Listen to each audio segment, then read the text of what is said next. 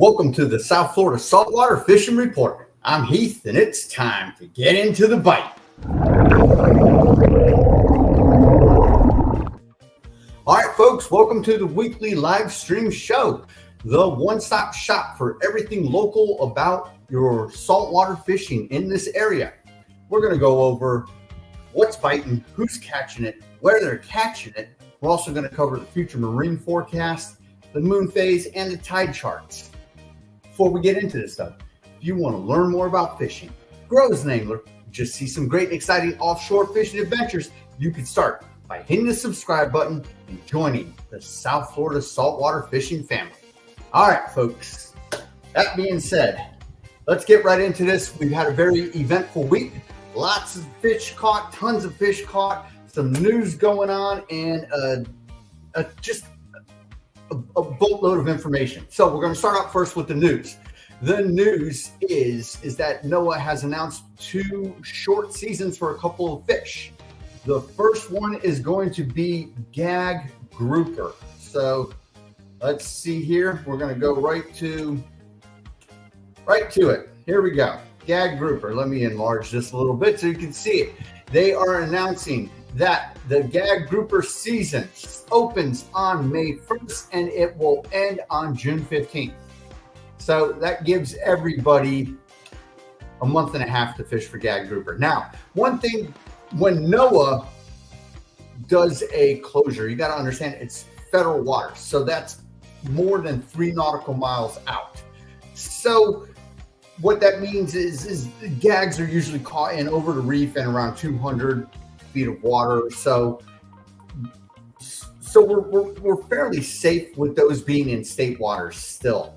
That won't really affect too much down here. That will be more of the Keys and the that area, or maybe a little up north, the southern Atlantic region that they're talking about here. That it's a massive area. It runs from South Carolina down to Key West. So that's what we're looking at. So we've got gags in a very short season. For the folks that are more up north in Florida and you've got to get out, you're past that 3 nautical mile mark once you're into these waters to catch these fish. That's really who it's going to affect.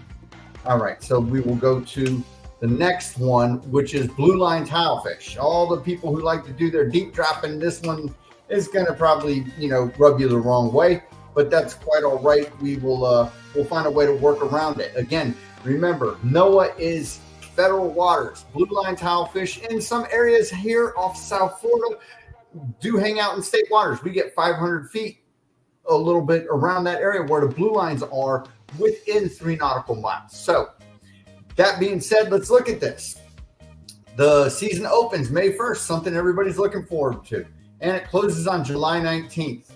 That gives us 2.5 months to go lace into the blue line tilefish. A little bit longer than the golden tilefish lasted, but still very short season. They are trying to, it's all based on their trajectory of the tonnage that they imagine will be caught. So what it says right here real quick, recreational catch limit for blue line tilefish is 116,820 pounds. They predict this will happen by July 19th in the recreational side. So they're going to say, hey, let's shut it down. All right. So that's our news. It is what it is, right? Some of that stuff we have control over, some of it we don't. Wish we could, somehow, unfortunately, bureaucracies tend to control the decision-making when it comes to recreational fishing versus commercial fishing. Everybody's going to say, hey, you've got these commercial fishermen that are unlimited, yet their season is still sort of restricted to when it comes to these closures. All right, let's move forward into our fishing report. We are going to start inshore as always, and we'll head out deeper. First, we got inshore. I'm getting reports of bonefish on the flats down in the Keys. Always good stuff if you are into that sort of fishing, fly fishing, light tackle. Bonefish is a great catch. Also, speckled sea trout. Here we got a picture of that someone posted. Let's go right to it. speckled sea trout. Nice catch right there by this young man. I cannot tell where this is. It looks like it's somewhere over on the west coast if I'm looking at that bridge in the background there. Still, speckled sea trout. They're in the grassy areas of shallow waters. Great eating. They've got a size limit. I'm not even sure of it. I've never even caught a sea trout. I've had people give them to me before and I've eaten them, but never caught one. Regardless, sea trout. There we go. Also, inshore. We're going to take a little bit more of a look. I know up north on towards Hogue Sound, we got some lane snappers, and bear with me here. We'll find it. Get you a nice picture going on. Lane snappers and mangroves inshore right here. Here we go. Perfect. Take a look at this. A bucket full of them. Oh, I hit the wrong thing, obviously. Here we go. There we go. And we'll enlarge that. And here we go. We got lane snappers and mangroves. There we go. Nice bucket load of fish going on here. That is a fairly big lane snapper. He's bigger than the mangroves. Remember, if you're going after those, mangroves got to be, or mangroves are 10 inches, lanes are 8. And we also got another close-up of that one right there. Good to go. Man went out on the charter with Shane. Great catches up north. Perfect. All right. So there we go. That's for our inshore stuff. Also, the Spanish mackerel are still showing up. Shallow reef stuff also. We've got mangroves. We've got lane snappers out there too. So if you're not very adventurous and you head out there, good to go. All right. Let's move on to the reef. Okay, the reef. We've got yellowtail snapper. I'll put up a little video right here real quick. Yellowtail snapper and kingfish. Let's see here. Yellowtail snapper and kingfish. There we go. Hit that. This is from Captain down in Marathon. Alex always takes his customers out and puts them on the fish. There's a good line of yellowtails and kingfish. They're going home with some food. Good deal. Also over the reef, we got Cero mackerel biting. This was submitted by John Stedding, the Colonel's son. Colonel Richard Stedding, retired Air Force Colonel. This is his son, John. Nice Cero mackerel there. Let's see what else we got going on over the reef that people have been submitting. We've got a solid mutton bite still going on, by the way. The mutton snapper. The springtime fishing is definitely showing up here in full force before it's supposed to, which is a great thing. Here we go. Dennis submitted this nice mutton right there. Look at that. Good to go. Solid mutton by Dennis. Caught that last, let's see, when did he get this? This was last Thursday out of Palm Beach. So the mutton snapper are biting there. But the mutton snapper are biting everywhere up and down the coast from all of the sightings and reportings that I'm seeing. Let's see if we've got any other reef fish going on in the posts. That pretty much does it for that. Now let me check the...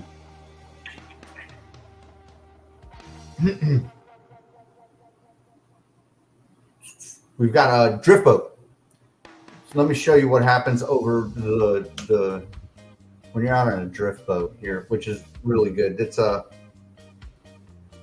fairly good drift session. It's a little deep, but it's a mixed bag, which comes to this thing of our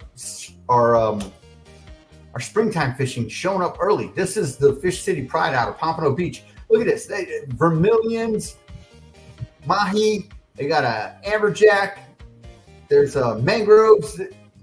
There's a barracuda in the back, kingfish in the back, porgies. That is literally a bucket load of everything you would want in a fishing trip. That's great. So this is another point I'm getting at, is the springtime fishing is definitely showing up hot early. The mahi have shown up early this year, which is great. I want to show you another picture Sean sent us in a nice one he caught. He said it was a 13-pounder right here. Here we go. Bring this up. Sean is out of Stewart. Here we go. Nice, solid dolphin. So this fish actually comes with a great story. He said he went out to go catch blackfin, and he didn't find any. He found a nice rip current break, which is where he caught this one. Caught a sailfish in about 320. Caught this fish right around 200. So nice, solid dolphin. 13-pounder. Can't complain about that. Cal said he possibly lost a bull, hooked something, didn't see it, saw the tail, and that was it for the fight. All right. So our dolphin fishing is solid right now. So, but back to the reef real quick. Let me pull up my notes here real quick and make sure we've covered everything. We've got those yellowtail. They're mixed in with the syrup. So if you're chumming, remember, you're going to get some yellowtail in there. We've got the mangroves and lanes, and we've got that hot mutton bite, which is carrying over from last year. I just want to say something about this springtime fishing turning on early. I truly believe it is an effect of El Nino, the lessening of El Nino. Somebody just asked, what time is the live schedule? This live show happens every Tuesday at 6. I try to end it at 6:30. We'll run a few minutes over here or there, depending upon how much I am running on any subject, but that's what it is. Every Tuesday, folks, 6 to 6:30.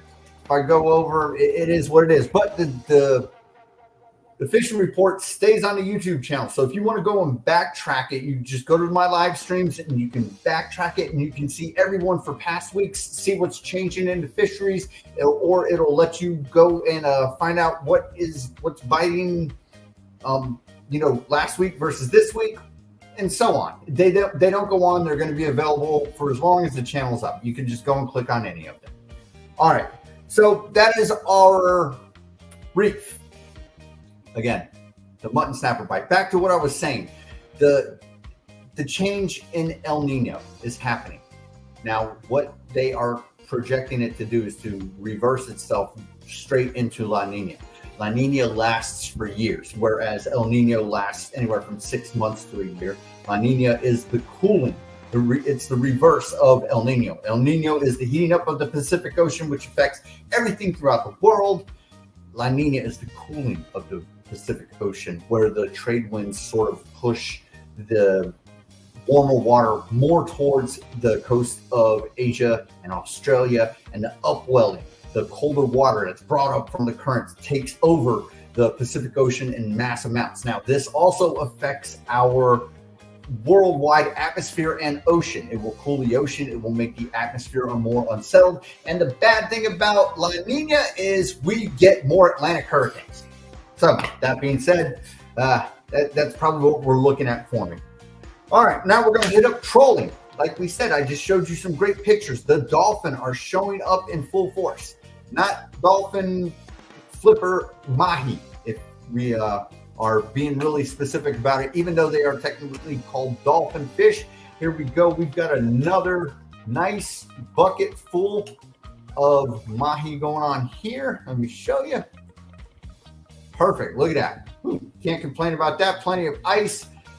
What do we got? 1, 2, 3, 4, 5 keepers right there.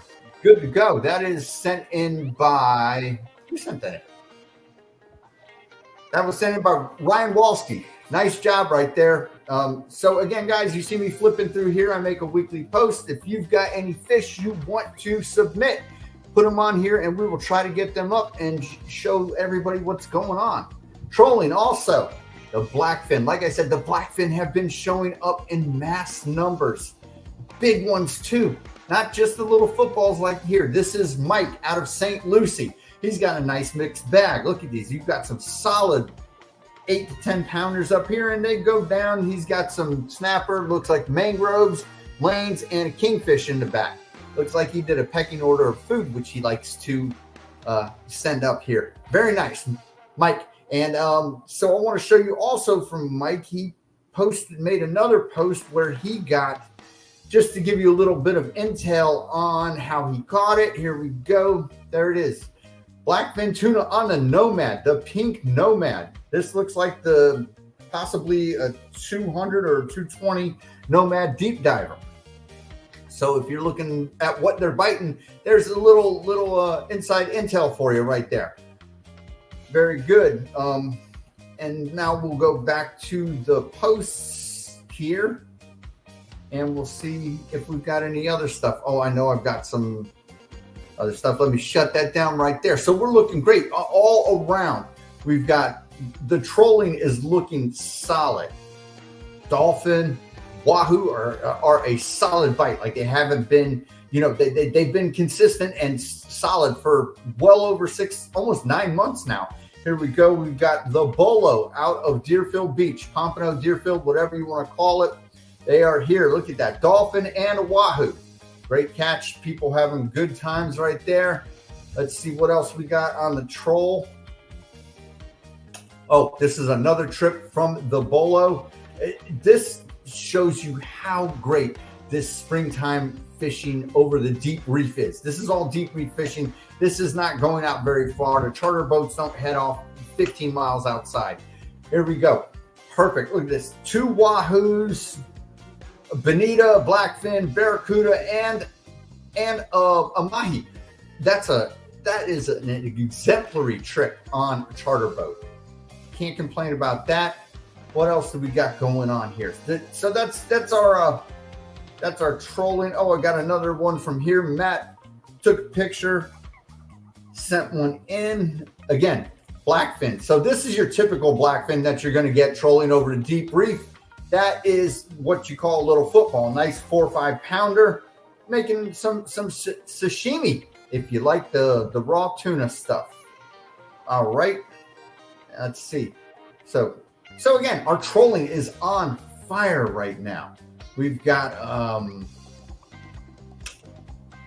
YB Normal Charters. Here we go. They sent me a picture.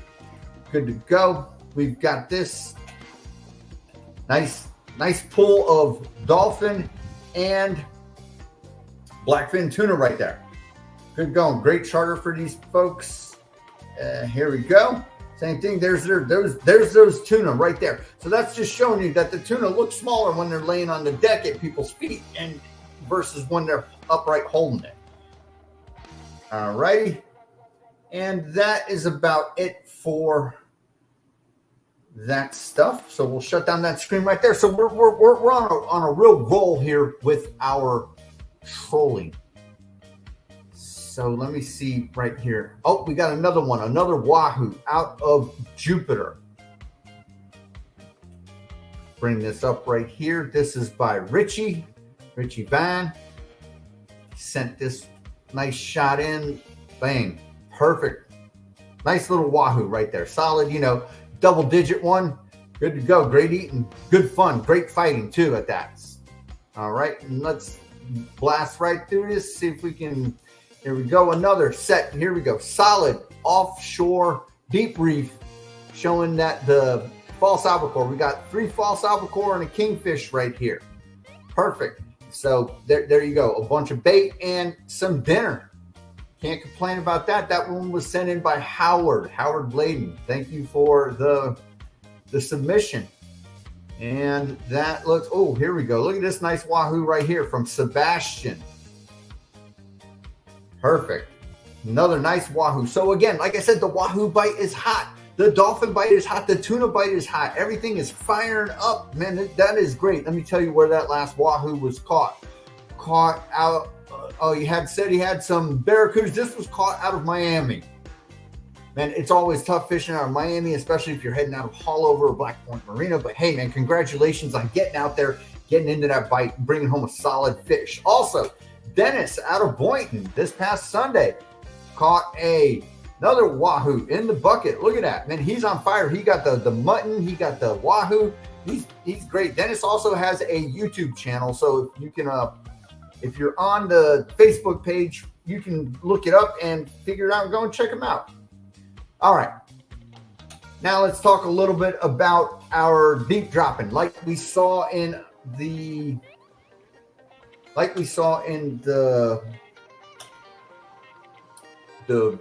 Fish City Pride, they did a little bit of deep dropping. The vermilion snapper. The vermilion snapper are a deep dropping fish. They run around 200 to 300. You can hand crank on these bad boys if you want to, or you can use an electric reel. So vermilion snapper. Also deep dropping. Another thing that's always around is our black belly rosefish. And the last thing deep dropping that we're going to tell you about is the swordfish bite. According to everyone who's posting their catches on Facebook that I see, the swordfish bite has been fairly exceptionally hot. So if you are into sword fishing, more power to you. That is a very hot bite right now. All right. So now we're going to move on to our weather forecast. We're going to blast right through this and try and get out of here, let everybody go. But we want to give you some good information. So let's start off with our wind here. We are going to go to WindFinder. WindFinder is a great website to look at what the winds are going to be. So starting today, right now here, we're Tuesday. We got a winds that have shifted from the morning from the northwest. Now they're shifted from the northeast, pretty much ripping in the higher teens, gusting up to the higher teens, steady up in the mid to high teens too. Tomorrow, we've got winds coming from the northeast, and then they will shift from the east, and you're going to be less than 10 miles an hour. And then in the afternoon, the onshore breeze will pick up. Our wave heights, they're looking at about 3 to 4 feet tomorrow, according to WindFinder. Then Thursday, our winds look like they're going to settle down until the afternoon. So I'm going to show you what happens because I was looking at our wind forecast. We're going to have this storm that's going to be approaching from the north out from the ocean. So our weather is going to turn really it's going to get pretty sporty out there come the weekend. So Thursday is looking like if you need to get out there and get some fishing done, Thursday is going to look like your day. We've got winds from the east. We've got low wind levels at in the morning time. Come the afternoon, it's going to start picking up into Friday. You can see into Friday, we're getting well into the 20s. Saturday, high teens, well over the 20s. And then Sunday, we'll lay back down a little bit, but not much. We've got variable winds. They're coming from every direction, from the east, southeast. And then Saturday, they're going to start blowing heavy from the southwest. And again, on Sunday, from the west. So Sunday, we're looking at probably having a big swell come in, but we're going to have some high winds. So just keep that in mind. All right. Now we're going to go to Windy and take a look at this. We will turn this one off and we'll go to Windy, which is personally my favorite website for finding your future forecast. So here we are right now.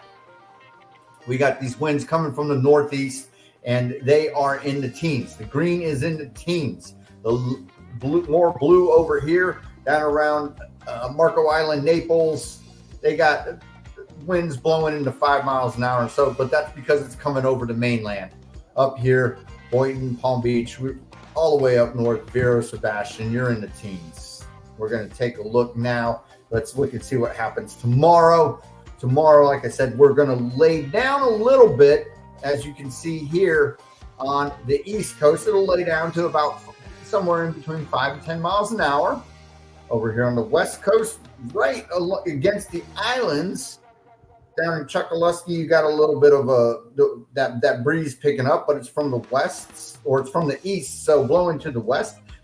But still, it might be a little choppy out there in the shallows. Right along here in the curve and up into Naples, it looks like you're fairly calm until you're going to get offshore. Up north, Palm Bay, Vero, we're still looking at a nice day, and then that'll lessen into Thursday. Now I know that they're calling for small craft warnings all the way through Wednesday morning. That's more than likely going to pull through all the way through the rest of the week, and I'll show you what's going to happen. So this is Thursday today that I'm saying, hey, it's probably going to be your best day. So these are our winds on Thursday. We're looking at 10 miles an hour up and down the coast. Down in Miami and the Keys, you start picking up a little bit more. It might not be so favorable down there. Over on the West Coast, Naples, Chokoloskee, all that goodness. You're looking at a good chop coming from the wind once you get offshore. So if you're an inshore fisherman, you'll probably be protected. You know, we've got 10,000 islands and all that goodness. But hey, the weather this week is we got a good break this past weekend, which is why the fishing was so great. Everyone was able to get out. This coming week, it's gonna be sporty out there. Friday is the day where you don't want to go out. Look at that. Now I do want to zoom out. I mean, everywhere in Florida, we're in the 20s. So, and we're coming from the southeast. Now I want to show you something. This is our full view. Friday is the day we're going to get rain out of all days. Saturday and Sunday, we are projected to have some rain, but not as much. So the meteorologists, their forecast says Friday we're getting rain.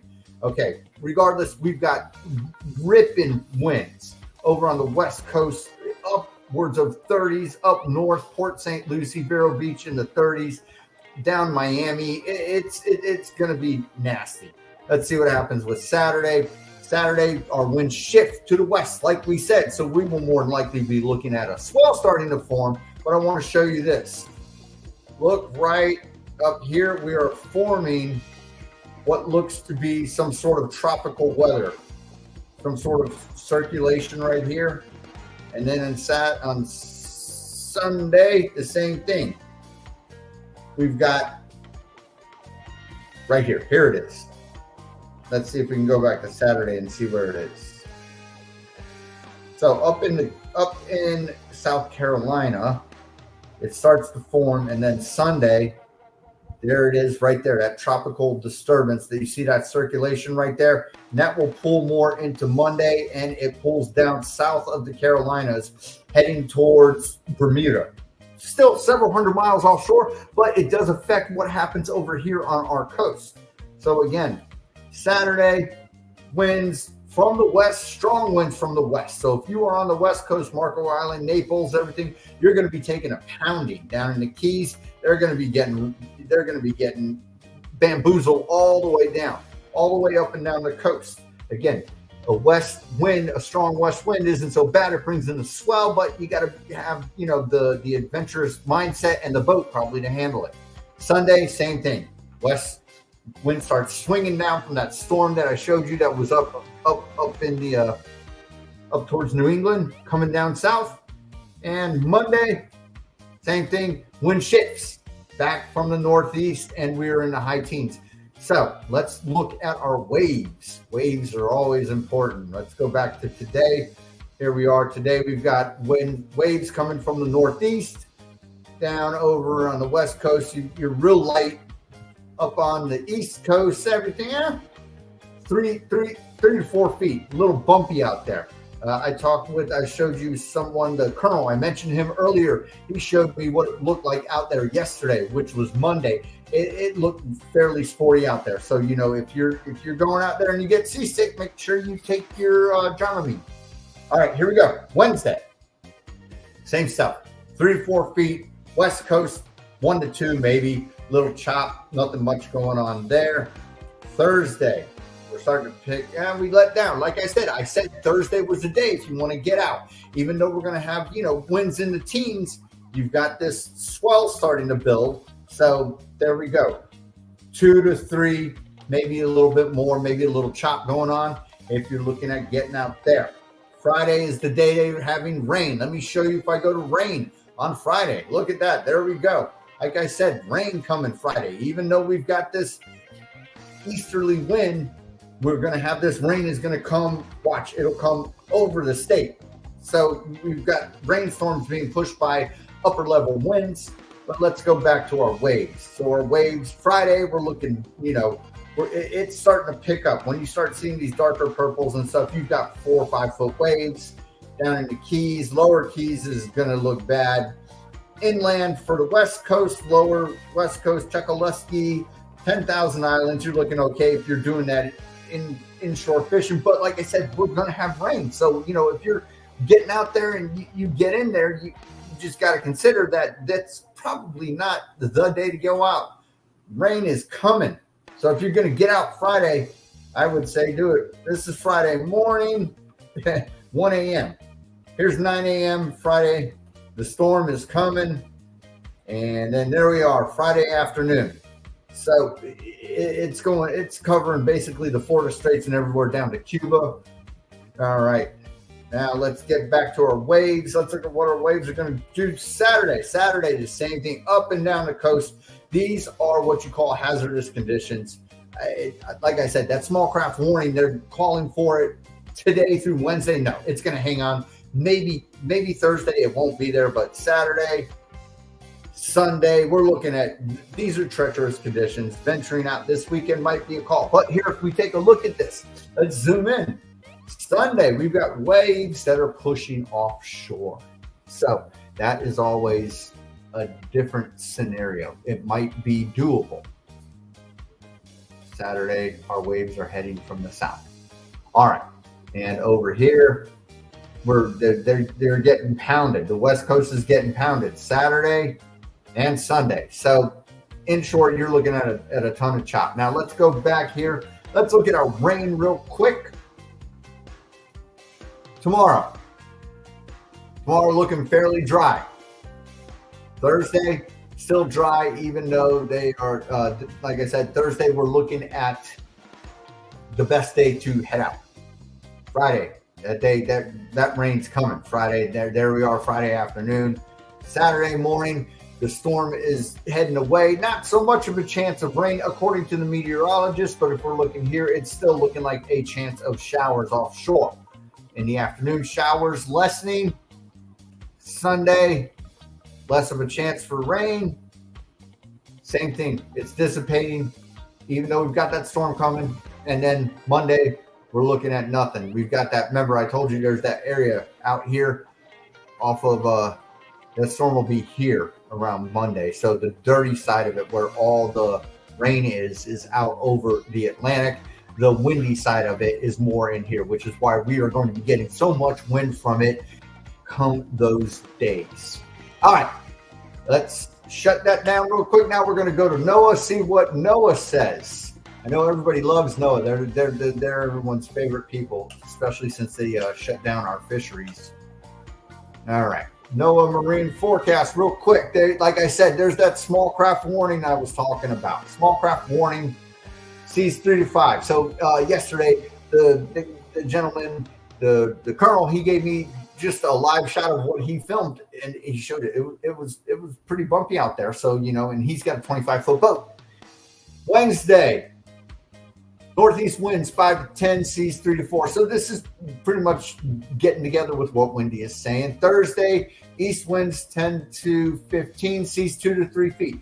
Like I said, if you are looking to get out and you have the chance, Thursday is going to be your day. Friday, up into the 20s, gusting 35, seas 5 to 7, occasional 9 foot, building to 11 foot. That's always a great, promising thing for if you're looking to get out. Now Saturday, like I said, we've got that wind coming from the west, so it will lay down. It'll give you swells, but you got to have that mindset. And if you're heading out into that swell, just be careful, heading into an inlet, heading in and out of an inlet when there are swells, there is just heading in and out of an inlet when there's swells is bad. If you're heading out into it and you don't time it right, you're going to go over it.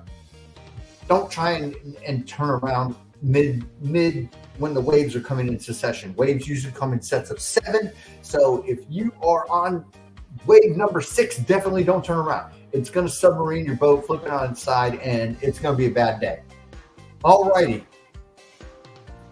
Let's keep moving on. Let's back here. Let's see. We got, like I said, Saturday, 15 to 20, gusts to 30, seas 4 to 6. Sunday, 15 to 20 from the northwest. So we've got that wind shifting from the west, which should lay the seas down. So if you're in close, just be careful heading out of that inlet. All right, so that's our treacherous weather forecast outlook for the weekend. Now let's head to our moon. Even though it's going to be a good moon this weekend, I'm telling you, for that wahoo fishing, because we're heading towards a full moon. But you're going to have to be a little bit adventurous. So here we are today. Again, when we look at the moon phase, let me tell you real quick before we get into this. The moon when we talk about a waxing moon, which is what we are at right now. A waxing moon means we are heading towards the full moon. A waning moon means we are heading away from the full moon. All right, so back to it. Full moon right now, we are at 72% today, which is Tuesday. Tomorrow, 81%, almost full moon. Thursday, 88%. Friday, 93%. And Saturday, 97%. Sunday, almost full moon. Monday, full moon. So if you can get out full moons, the moon cycle looks good for the wahoo fishing, especially in the up and coming days. So we're going to shut that down. So that's our moon phase. We're heading towards the full moon. It's just unfortunate that we're going to have some, wind blowing out there right now. The winds are good. The gusts aren't going to give in. All right. Final thing before we sign off, folks, we're running tight on time. Here we go. We are looking at our tide charts. Tide charts is always great. Sorry, I got to show this right here. Orlando says we need 17-foot boat conditions. I agree with him. I have a 17-foot boat, but hey, I'm sorry. It is what it is. All right, back to it. Tide chart time. Tide chart time. Here we go. Palm Beach. This is the tide charts. But remember, the tides are basically the same wherever you are. Right now, today, in the morning time, we've got our tide, mid-tide, heading out at around 7 a.m. Sun's coming up right around 7 a.m. now because of our the time schedule for daylight savings that we're on, which I don't know. Some people like it because they can sleep in, and some people like it because they can fish a little bit after work. If they get off work 4, you can go dump the boat in the water and drop a line and try and get back in before the sun sets at around 7 p.m. All right, so here we are. Mid-tide today, 7 a.m. Wednesday, tide rolling out, which means we're in a falling tide. If you're fishing those inlets, these or jetties around there, this is the time you want to fish it, when that tide is falling. You don't want to fish the inlet when the tide is rising up. It does nothing for you. Tide going out pushes all that sediment out, gets the little bait fish coming in, eating that stuff, all the nutrients, all the phytoplanktons and everything. And then the big boys come in and they get them. So we're looking at good tides for fishing. Thursday, great tide. It'll be rolling out by the time the sun comes up. It'll be rolling strong until about 12:30, 12:45. And then that'll be your slack tide. So slack tide, sun's up. You shouldn't be, fishing right at noon is horrible. But again, we had this past year, we've had a great wahoo bite at the slack tide. So keep that in mind. Friday, tide starts rolling out 7:15 in the afternoon, rolls up, picking up in the end 7:30. So, we've got nighttime, nightfall, dusk at 7:30. Saturday, same thing. Slack tide in the morning if you can get out. Hit that slack tide. That's when that wahoo bite was happening. Some people are swearing by it now. Fish the slack tide. But again, we've got those conditions, those windy conditions. And then the tide will start to fall. So Thursday is our day. All the cards are, and all the moon, the sun, the winds, and everything are aligning for everyone to get out on Thursday if they can. And that looks like the best we can do for it right now. This week, we got a great break this last week. We had a ton of fish caught, and we cannot complain. This week, the weather is going to be, a little tricky, but you got to play it by ear. This is just a forecast. They could be entirely wrong, and everything will be beautiful, but I highly doubt it. All right, folks, that about does it for this episode of the South Florida Saltwater Fishing Report. Hope you had fun. Hope you enjoyed. And just one more thing before we sign off here. I want to always invite everyone to subscribe to the YouTube channel, of course. And again, if you have Facebook and you are on Facebook, I urge you, check out the South Florida Saltwater Fishing Report. It looks like this. It's got a little banner going on. Everybody that wants to can feel free to share their pictures of their catches. We are definitely not asking you to give up fishing spots or anything. Any inside intel, of course, that you want to give to help folks out would be more than grateful. But, you know, just go on ahead and consider that if you haven't done it yet. If I find you on Facebook, I'll more than likely harass you a little bit and send you an invite, and be sure to accept it. All right, guys. Like I said, that about does it for this episode. Hope everybody had fun. Hope you enjoyed. And we are out until next Tuesday. Like I said, be safe out there if you're doing it this weekend. Until next Tuesday, South Florida Saltwater Fishing Report. Going wherever the cool wind takes us.